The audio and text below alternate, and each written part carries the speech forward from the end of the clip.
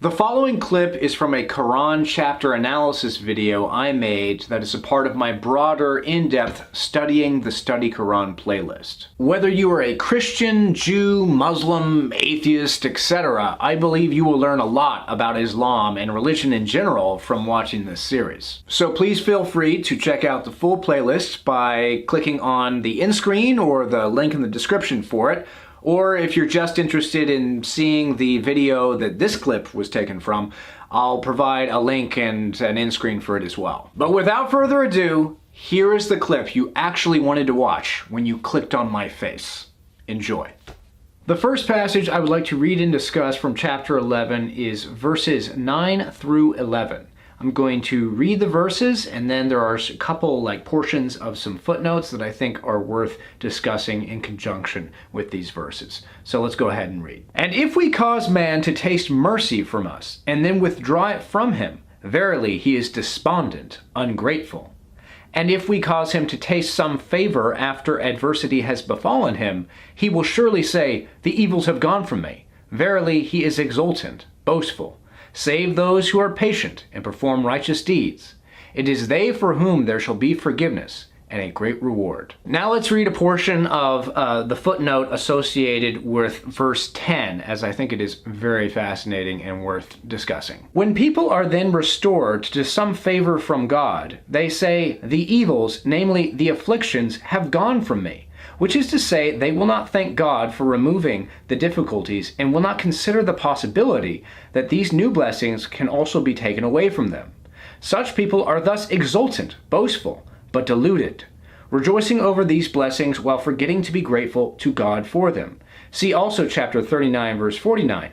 And when harm befalls man, he calls upon us. Then, when we confer upon him a blessing from us, he says, I was only given it because of knowledge. Nay, it is a trial, but most of them know not. What I find so compelling about verses 9 and especially 10 is actually an idea that is present here that I first encountered in C.S. Lewis's book, The Screwtape Letters. In that book, at one point, Screwtape, who's the elder demon in the novel, who is counseling the younger demon Wormwood on how to manipulate a new person of faith to get off their faith, to doubt their faith. A tactic that Screwtape advises Wormwood to use is to get the Christian in C.S. Lewis's book to pray very fervently for God to send some blessing to him or to, grant some wish. And then when God answers this person's prayer, Screwtape advises Wormwood to convince the new person of faith that this really wasn't an answer from God. In fact, this all would have happened anyways, even without the prayer.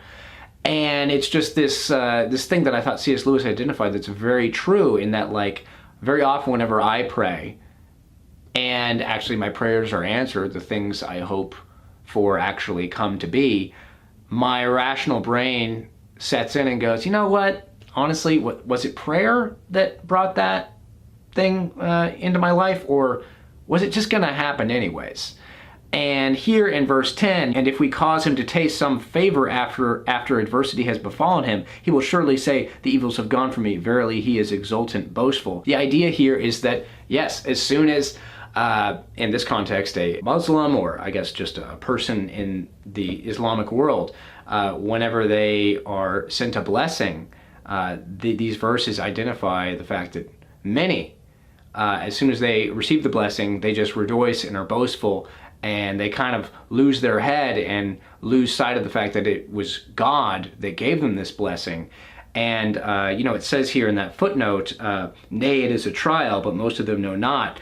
One of the things I find so interesting about Islam is this idea that the sufferings in life, yes, they can be tests sent from God, but the blessings in life are just as much of a test of faith and character as the sufferings of life. God sends blessings to good people to see what they're really made of, to see if they will stay reverent for God whenever they are given everything they want. And most people, if you look around, most people, as soon as they are blessed and they are given the sort of things that they desire in life, they immediately forget about God and, well, convince themselves that, the blessings came about because of their own merit, when, of course, the opposite is the case.